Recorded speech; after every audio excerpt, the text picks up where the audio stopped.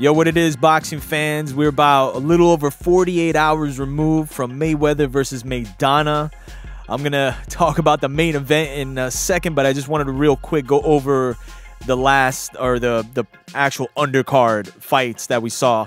Parabin versus J'Leon Love. I mean, I've been kind of critical of J'Leon Love, but I'll say that even with him getting hurt in this fight and being smart and taking a knee and gathering himself, he did manage to come back and bust up Parabin, even though, you know, he was still landing some shots here and there. But he got a little more respect from me Saturday night. I mean, again, I'm not like super critical of him, but just I'm somebody of the, you know, the mind state of, you know, if the hype is there for this guy, let's see. And, you know, he's been kind of, at least to me, a little lackluster for the hype that's behind him. But, you know, hey, look, props to him, man. I mean, he managed to gather himself after being hurt, came back and won the fight. But, you know, we'll see what happens with him after, you know, this fight. But the next fight was one that sort of interested me to see really where this guy was at. Adrian Broner and Carlos Molina Jr. And look, guys, I'll be honest, man. Broner's not a guy I've been too critical of as far as his boxing skills and so forth. You know, I just think he makes too many mistakes for somebody that, again, has this much hype behind him.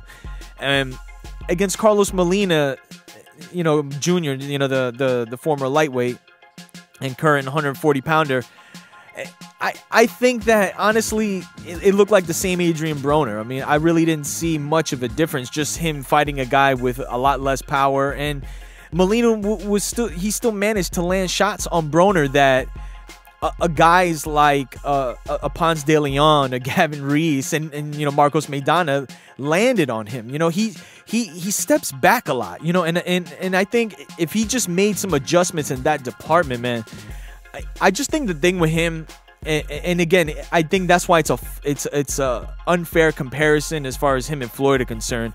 Floyd is a defensive fighter. He's a defensive-minded fighter first.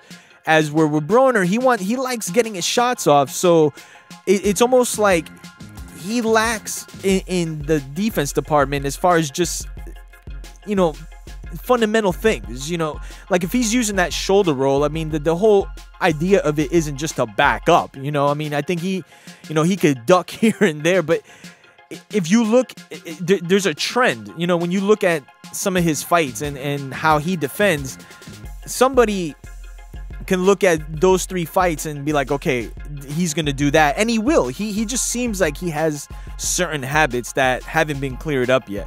And he did work with the Peterson brothers and that camp, but I mean, I don't know. I mean, it looked like the same Broner to me. And then the shit that he was talking about afterwards, I hate his attitude. And I understand, like, you're selling yourself, but he just comes off like an idiot, yo, like straight up. But any case, on to the next fight.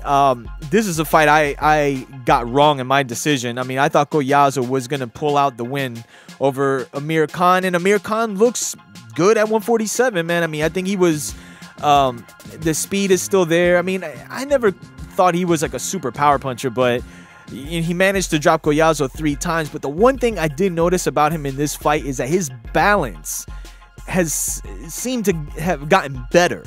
And I don't know if that's something because of Virgil Hunter, but regardless of that, I mean, I think there were shots that he landed where it was like he was in the right position and his balance was there. Because there's times where he gets very reckless and he is off balance, and a lot of times that's when you catch him.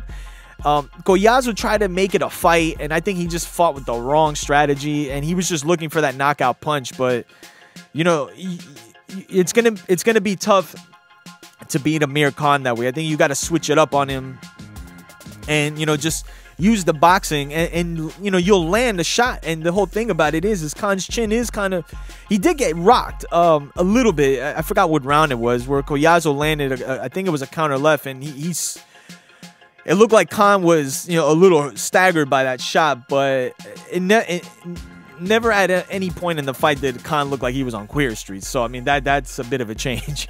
But besides that, I mean, he clearly beat Collazo. Like I said, dropped him 3 times. And ideally you would think that, you know, he's gonna want to call the Floyd fight, but because of Ramadan, he's not gonna be able to fight in September.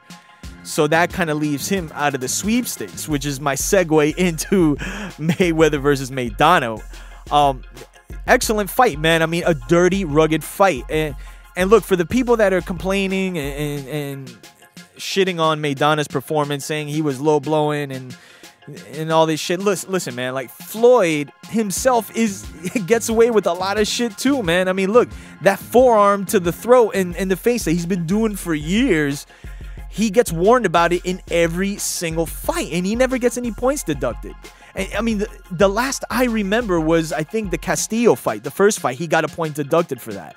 But besides that, the thing I liked that Maidana did in this fight was, like a lot of other fighters before him, they just, at a point where, you know, they were coming at Floyd, and then they just get to this point where they're just showing him too much respect. And Maidana, I knew going into this fight was going to put on a better performance than Canelo did, because I think Canelo got wrapped up in the fact that he was fighting Floyd Mayweather.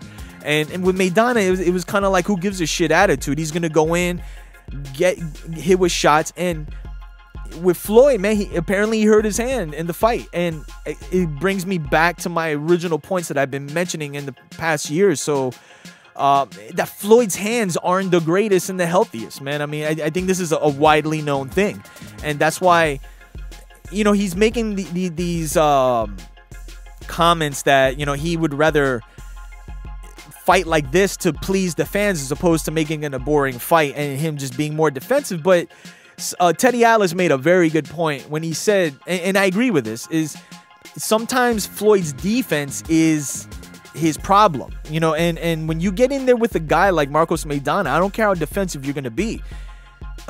Floyd was really disrupted by the fact that Maidana was throwing a lot of punches. And look, he was getting hit, and Floyd outpointed him in, you know, the later part of the rounds, I believe. But early on, man, it was a situation where Floyd would use his forearm, and then you know, Maidana at some points would like get him to the body, maybe throw a little low blow here and there. But look, I could tell you a list of fighters that get away with certain shit, but you know, it's experience. And not that I condone it or anything, but yo, man, it's the fight game. I mean, it's like what Floyd calls it, the hurt business.